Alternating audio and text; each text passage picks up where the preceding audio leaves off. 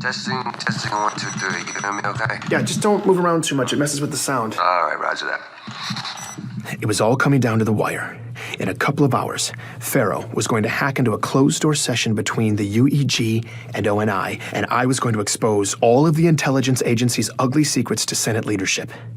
Having Petrosky remotely record his statement in advance like this was going to give me one less variable to worry about once we were in. But I was still waiting on final materials from Ishak. I hadn't heard from FERO all day, and I was urgently trying to pull it all together.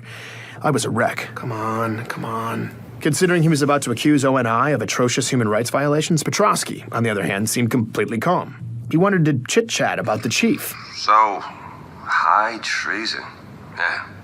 Do you think that's for real? I guess. That's what people are saying. Can you stay sitting up like that, please? The Master Chief. Damn, that's gotta be a black eye for only PR, huh? You know, boots all across the military are gabbing like they're at a slumber party or something. 3 days ago, FERO had leaked a suppressed incident report from an embassy in the outer colonies that had everyone in disbelief or disarray. Less than 24 hours later, FERO dropped the real bomb, a security video from that same embassy, showing that everything in the report was true. The Master Chief had turned diplomatic peace talks into a shooting gallery that claimed 19 lives. The shock of that second leak immediately turned to outrage, polarizing everyone by the same familiar geography. The staunch patriots of Earth versus the dogged survivalists of the outer colonies. It was the same caustic regionalism that had far too recently defined us. And now those old ideologies were creeping back out, masquerading as opinions, angrily cracking open the scabs. Meanwhile, the Master Chief, the subject of my entire investigation, was now the most wanted man in the galaxy. I hadn't even had a chance to dig into any of it. You think he did it? What? Do you think the chief shot up that embassy on Biko? Maybe he finally went nuts. Maybe he thinks we're still fighting insurrectionist guerrillas or something. I don't know. But, man, working for the Covenant?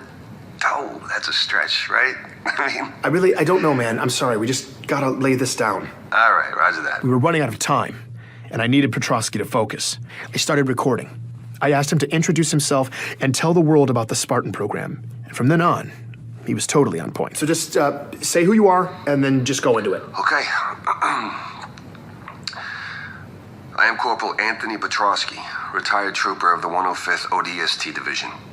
I am testifying by my own free will, under no duress by any parties, and I wish to make the following statement. In April 2525, while serving on a detachment on the UNSC Atlas, I witnessed firsthand an incident involving a 12 to 13-year-old male who identified himself as John 117. He had extensive scarring on his torso, consistent with post-procedural scarring I've seen on recently inducted Spartans, and under orders from an ONI CPO, John killed 2 ODSTs and critically injured 2 others, in an attack that greatly exceeded natural human ability. He didn't stutter. He didn't stammer. His thoughts were clear as crystal, told with purpose, as if he'd been waiting his whole life to speak with this much conviction. After a grueling military career that took his left arm, Anthony Petrosky should have been rewarded with dignity and opportunity. Instead, he was one of countless veterans the government had left behind. But this was his moment, and he'd never sounded more alive. As he laid out his damning testimony about ONI's biological augmentations of children, I knew FERO had been right. Petrosky's words would humanize this story and persuade even the most jaded senators to listen. I had exactly what I needed from Petrosky. I am testifying with absolute certainty that the speed, power, and coordination this person exhibited was categorically impossible without the benefit of a full battery of military-grade augmentations. Afterwards, the Office of Naval Intelligence, through our COs, issued an order of absolute suppression of all accounts of this incident. Through coercion, pressure being brought to bear, we were ordered to keep silent, to never speak of this publicly upon fear of court-martial. How's that? That okay? Yeah. That was amazing. I can't thank you enough. Yeah. All right. You give him hell. Now I was just praying Meshach would come through, FERO would be able to bypass the most sophisticated security system in history, and I could get hacked into a meeting between the most powerful people alive. I needed a miracle, and I needed it to happen in the next 90 minutes. I'm Benjamin Giraud, and this is Hunt the Truth.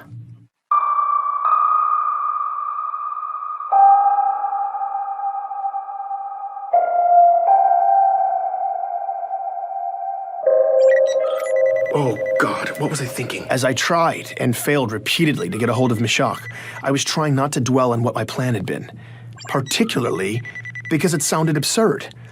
I was trying to corroborate my accusations against ONI by having Meshach Maradi convert nutjob conspiracy theorist data into documentation that a senator would find compelling. But I didn't have time to rethink the plan. I needed the documents. My calls to Meshach kept dropping, though. Something was up. The networks were a mess. I did not have time for this, and I was starting to panic. When a message from the outer colonies finally came through. These files better make sense, Meshach. But there were no files. And it wasn't Meshach. The message was from Katrina, the old friend of John's that Ellie Bloom had put me in touch with, the woman who had told me about John's death. I hadn't spoken to her in weeks. Hey, Ben. I didn't really know who else to call, but I was hoping you could maybe tell me what feedback you were getting from the outer colonies this week. I had no idea what the listeners were thinking. Ever since I'd gone incognito, I hadn't heard any of their feedback. Stupidly, when I set it up, I hadn't properly secured the feed, and now I was afraid if I accessed it to hear what people were saying, ONI would trace my new location.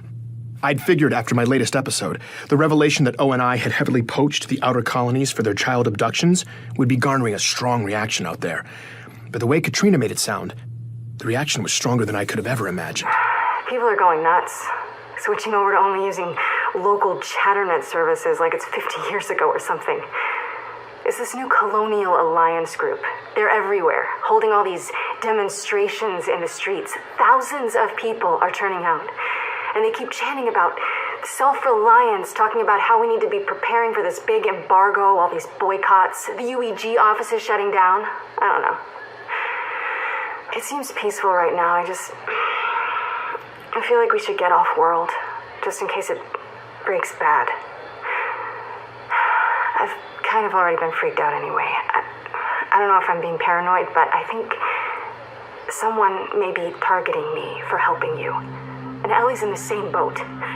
All these power surges and crazy service interruptions. Last time I talked to you, my entire system was overrun with corrupted files, and my whole neighborhood lost power.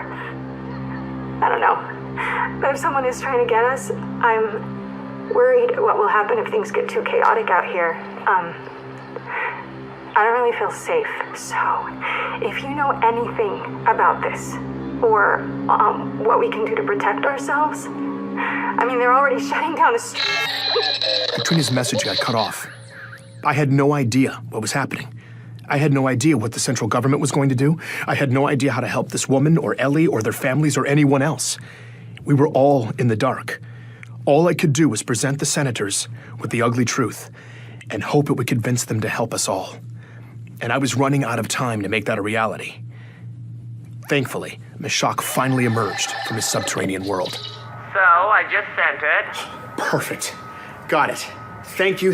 I hope it's convincing enough. You should have a clear breakdown that exposes the blatantly unnatural pattern of child autoimmune deaths around the beginning of the Spartan program, particularly in the outer colonies. Yeah, I see that. It's good. It looks solid. And I also cleaned up and edited that police scanner data.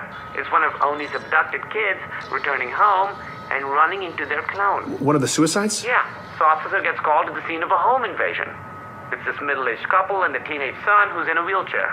The officer comforts the victims, assesses the situation, calls it in. There wasn't a confrontation or anything, no valuables appeared to be missing, victims didn't even get a good look at the guy. The perpetrator just entered the house, went into the son's room, son freaked out, perpetrator fled the scene, blah blah blah. Now everything seems to be okay. During his report to dispatch though, the officer gets startled by a sound, reports of possible shots fired somewhere nearby.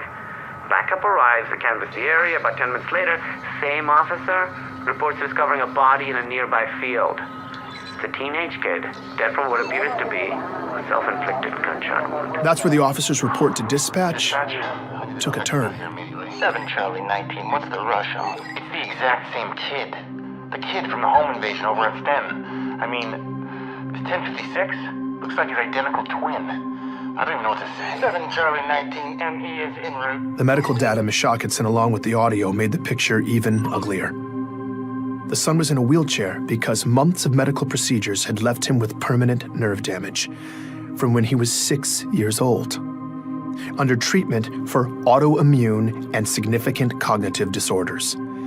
Those procedures that left him paralyzed were nearly identical to those from John's medical records. Before the survivors had been removed from the data, this boy had been one of the dots on Meshach's scattergraphs of likely clones. I didn't know what to say. So I realize it's messy. Whether you can use it or not, at least now you know. I didn't have enough time to wrap my head around this new piece, so I made the difficult choice not to use it. But hearing yet another ONI horror story made me all the more determined to blow it open. I just needed FERO to show up in the next few minutes with a miraculous way to get in the door. Thanks, Meshach. So this should all be going down here in Don't be nervous. You'll be great. I've got all my channels open, ready to go. Whenever it pops off, the murmurs will pop up. And if the senators are making moves against Oni, that's the kind of chatter that rattles teeth. So don't worry. We'll know soon enough if it worked. Thanks, man. Okay, I'll, Hey, just real quick. I know you're super busy right now with your crusade of honor, but as soon as you can, you need to get caught up with what's happening in the outer colonies. Your last episode is turning kernels into popcorn, and there's a fault line in the tectonics I need to talk to you about, so here's... Ben will call you back. Hacking in and cutting off Meshach, yet another dramatic entrance for FERO. And this one came not a moment too soon. FERO, what's happening? I'm all ready. Do you have a way in? I'm already in. And this is how it's going to work. You have the files ready for upload. I'll secure a connection and give you a direct feed into the hearing. You'll present Petrovsky's testimony, upload the files, and make your case. Quickly, because they're going to do everything in their power to shut it down. They might even be able to trace your location. If they run too much interference, I'll have to scale us back to a one-way feed. So we may end up flying blind, but they'll still see and hear everything you say for as long as I can keep that connection open. Are you ready to play for real? I had to be. Yes. Good. I'm patching you in now. Go for the throat, Ben. This was it. Every shred of journalistic integrity I had left was about to go out the window. I had a strongly biased opinion, and I was about to deliver it to some of the most important policymakers in government. This wasn't just an expose of ONI's deeds. It was an indictment that constituted a call to arms. I just hoped the senators would listen. There was no audio, but I suddenly had a full view of the congressional chamber hosting this meeting. I couldn't believe this was happening. My eyes scanned the room. The 12 senators who represented the Senate Armed Forces Committee seemed to be there, and 3 of the 6 ONI directors lined up in front of them. My heart was racing. Then, I saw someone else. Wait, is that Sully? Ben, you're live in 3, 2, 1. I saw my face pop up in the main display at the head of the room. The proceedings seemed to stop as all the heads turned and looked at me. For a moment, I froze. And then I began. Distinguished representatives of the Unified Earth Government and the Office of Naval Intelligence, my name is Benjamin Giraud.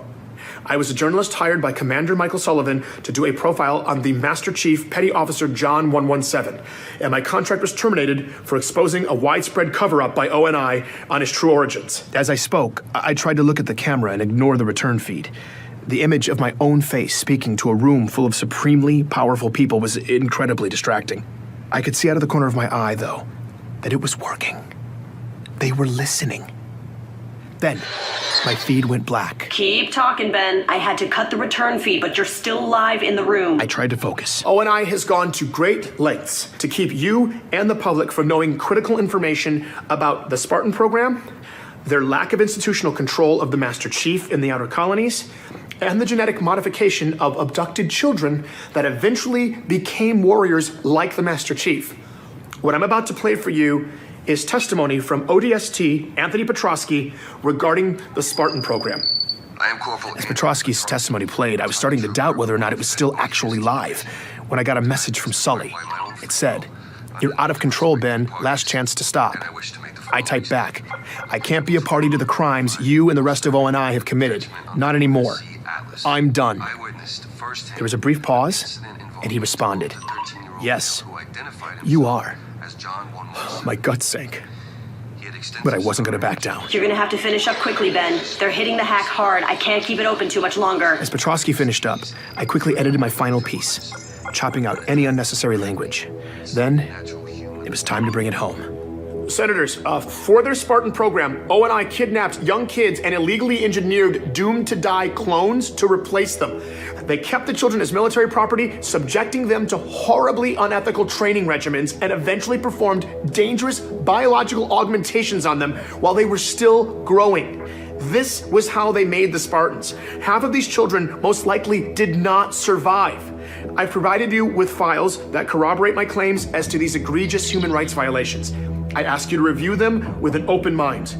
O&I has gone to great lengths to cover up this story, including elaborate fabrications. Wrap it up, Ben. I've also provided you with clear evidence of this disturbing cover-up, as well as audio evidence of the threats I have received in the past several weeks for pursuing this information. We're about to lose this I come feed. forward at great risk to my personal safety, and my only hope is that you will look at the facts and take the directors of O&I and all those responsible to task for these atrocities. Thank you for your time. The feed cut out at the last moment. I was in shock. What had just happened? Perfect. Now let's watch it burn. The revolution has started, Ben. And you with a spark. From now on, you're under our protection. FERO? She was gone, and my head was buzzing. It felt like I was in a dream. What had I done? I looked down at Sully's last message. His response to when I said I'm done. It was chilling.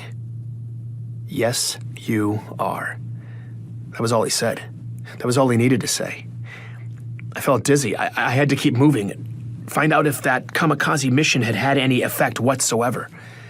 The first ripple popped up right away. It was a message from my bank. We regret to inform you that your account with Outer Trust has been deactivated. If you have any questions, please speak with a financial representative. I called immediately and got a representative on the line.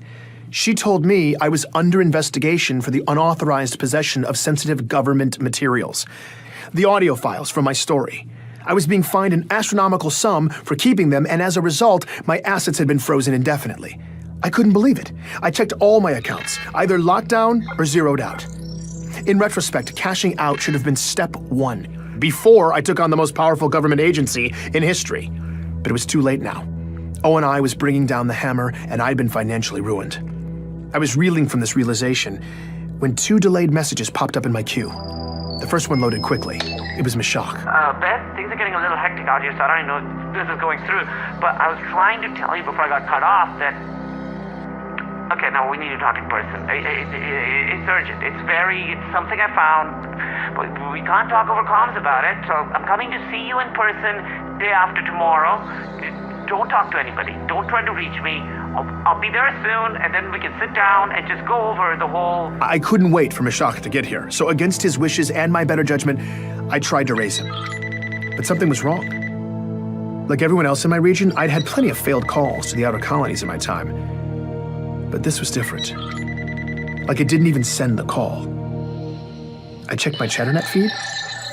It was full of comments from people just like me panicking because they couldn't reach the outer colonies. Scattered reports that the communication buoys themselves had been shut down. That didn't make any sense. The second delayed message finally finished loading. It was from Katrina. Ben, I can't even point it down. It's totally gone. We're completely my parents, Ellie, no one from the whole system is internet. And there's a full core. Please, if you can tell someone what's happening or get somebody to need help and we need food And then, silence.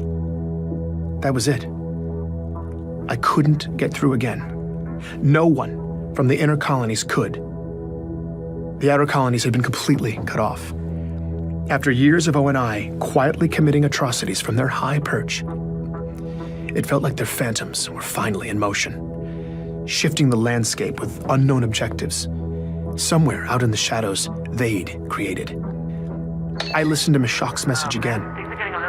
I needed him to help me sort this out. The idea of sitting here, waiting in that darkness for him, scared the life out of me.